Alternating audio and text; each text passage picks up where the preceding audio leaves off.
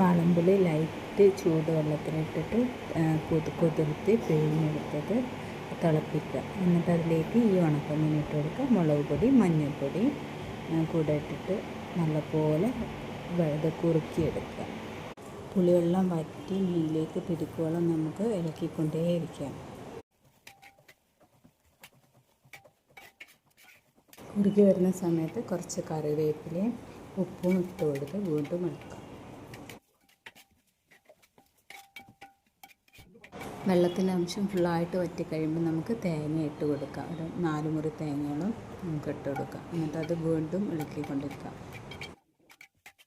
ചെമ്മീൻ പൊടി അല്ലെങ്കിൽ മീൻ പൊടി കേട് വരാതിരിക്കാൻ വേണ്ടിയിട്ട് നല്ലപോലെ ഇളക്കി വെള്ളം ഫുള്ള് വറ്റിച്ചെടുക്കണം. പിന്നെ വെളിച്ചെണ്ണ ഒഴിച്ച് കൊടുക്കാം.